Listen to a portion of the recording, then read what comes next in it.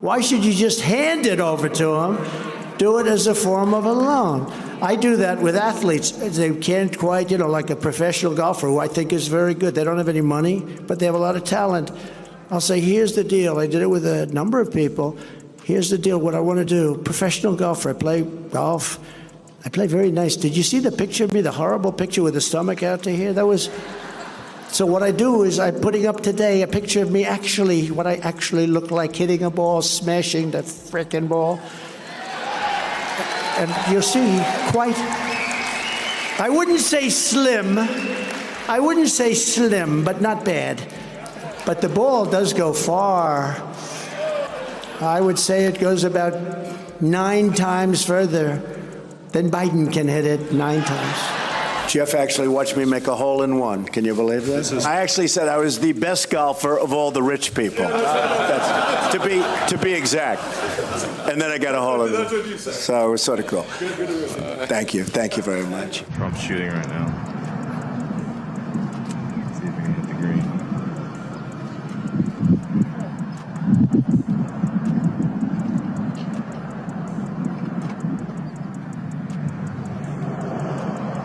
Oh, he shanked it.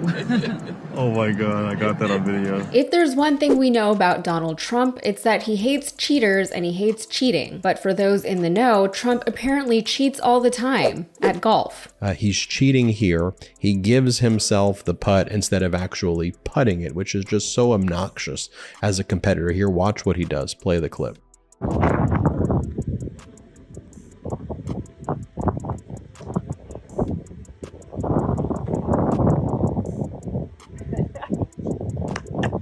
Here is Rick Riley, sports writer and author of the book Commander-in-Cheat, talking about how Donald Trump is famous for cheating in golf. Play the clip. He cheats like a mafia accountant. Like he cheats crazy. He cheats whether you're watching or not. He cheats whether you like it or not. He tried to cheat Tiger Woods in a match, and Tiger hits it like this. He hits 2 balls in the water, doesn't count either.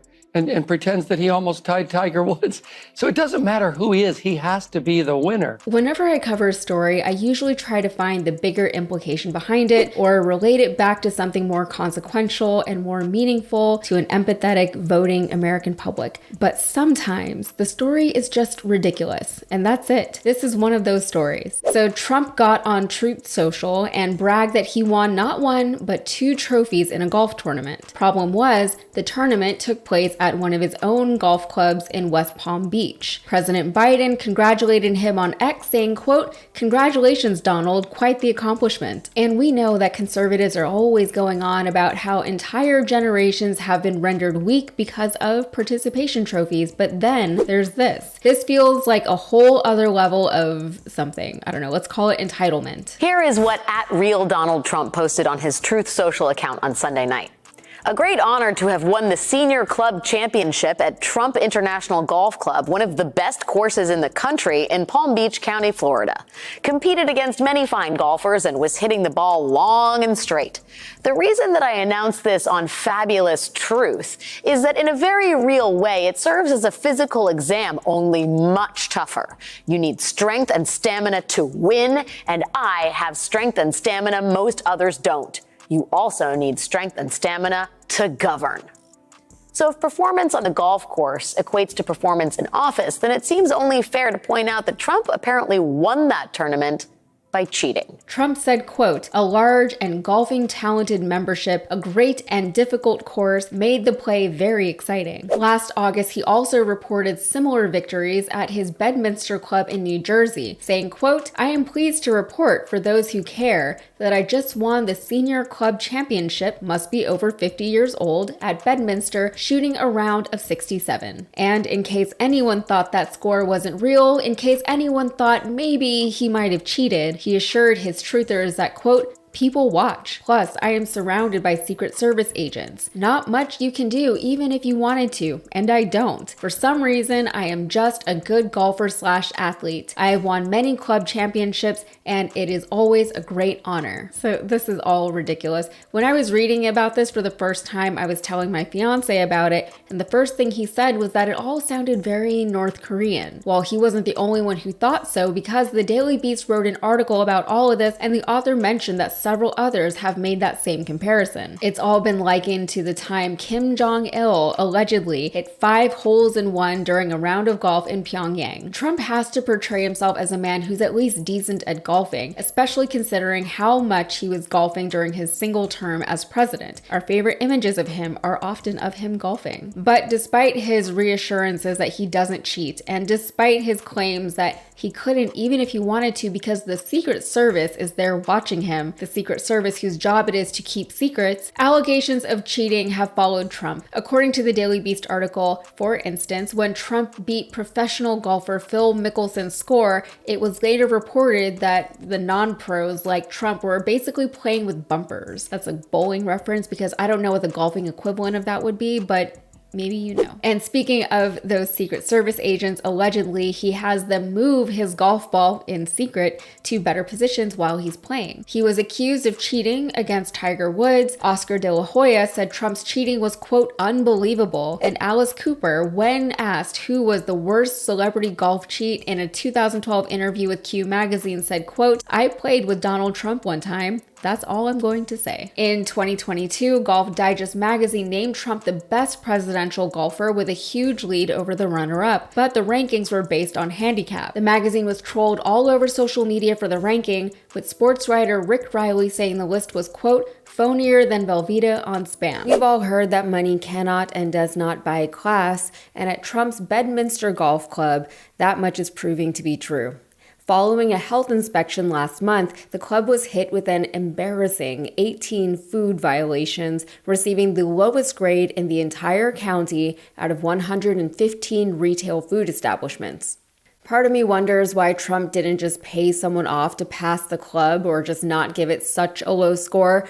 Maybe he was too busy actually running the country or doing whatever it is that he does all day, but that's never stopped him from engaging in less presidential tasks before, especially when his own reputation and image are on the line. An online report from a May 6th health inspection visit reveals that the club, one of 3 clubs the Republican president owns in the state, received a 32 out of 100 from the Somerset County Department of Health. Half of the club's violations were warned to be critical, with the possibility of resulting in an unacceptable health risk. So what went wrong at Bedminster? For one, just the fact that the club was issued so many violations was in itself a violation. 18 violations is apparently way too many. Also, the head of the club's food and beverage service, quote, failed to demonstrate knowledge of food safety. And I want to talk about this for a minute. That might not be surprising, considering Trump loves to put people in charge of departments that they have no experience working in. Linda McMahon is the head of our Department of Education. There is a school system that's going to start making sure that first graders or even pre-Ks have A1 teaching, every year starting, that far down in the grades. And that's a wonderful thing. Kids are sponges. We have a Fox News host running around in our Pentagon. How many nations are in ASEAN, by the way? I couldn't tell you the exact amount of nations in that, but I know we have allies in South Korea and Japan and in AUKUS with Australia, trying to work on submarines with them. Mr. Hegseth, none of those countries are in ASEAN. Across. None of those 3 countries that you've mentioned are in ASEAN. I suggest you do a little homework before you prepare for these types of negotiations. A 22-year-old college grad is now leading a terrorism prevention center at our Department of Homeland Security. The kid wasn't even alive when 9/11 happened. We have RFK Jr., who was an environmental lawyer heading up the Department of Health. And there's this idea that I've never found much value in, that intelligence is wholly transferable. It's the idea that if you, for example, made it through medical school, you have a base level of intelligence that suggests that you can be put into any role and be just as effective as you would be in a hospital or a clinic. If you're a good doctor, it's not necessarily because you studied and practiced for years of your life to become an expert in that specific field. It's because you are so smart that you would have been effective in any field, which has simply been demonstrated by your ability to have made it through medical school. And maybe that much is true. Maybe if you're an intelligent person, if you had chosen to go to law school or architecture school instead of medical school, you would have become a successful lawyer or architect. But you can't go from medical school straight into being a lawyer, no matter how high your baseline intelligence is. And you can't do that because even assuming you would eventually be able to grasp the law once you've studied it, you haven't actually studied it. You don't have the information in your brain yet. You have not been exposed to it. Smart people still need to study. Smart people still need to read a book before they're able to comment on that book, let alone interpret it and analyze it in any meaningful, high-level contextual way. They simply won't be able to understand the nuance of any field better than someone who has put in the time and effort to truly study any subject. It's like when people listen to a podcast episode on a topic and then they suddenly think themselves experts in that topic. They might be able to repeat some interesting facts to make themselves sound interesting and informed, but there's no real foundation of understanding beneath their fun facts. You'll never get a strong foundation or understanding on any topic from podcast episodes. You'll only ever be a parrot, and Trump surrounds himself with parrots that he himself has glorified and elevated. That's why none of them can answer basic questions about the operations of their own departments when they're questioned by members of Congress or the press. That's why they repeatedly demonstrate their own incompetence, because they are incompetent. So anyway, back to the club. There was a household microwave in the main kitchen as opposed to the required commercial-grade microwave. Seems like something that someone should have noticed. And hand washing. Look, we all remember the pandemic. Hand washing is apparently not only very controversial, but it is highly political. Some people don't like to wash their hands, which was a very fun thing that we all learned a few years ago. I don't think I've washed my hands for 10 years. Really, I don't really wash my hands ever. Help me! No, I inoculate myself. It's just not, germs are not a real thing. I can't see them, therefore they're not real. But there were 4 separate hand washing points that the club got flagged for. There were sinks with no soap or paper towels near them. Gross. One was missing the required hand washing sign, which is such a basic and simple thing that anyone who runs multiple businesses that serve food should know to have.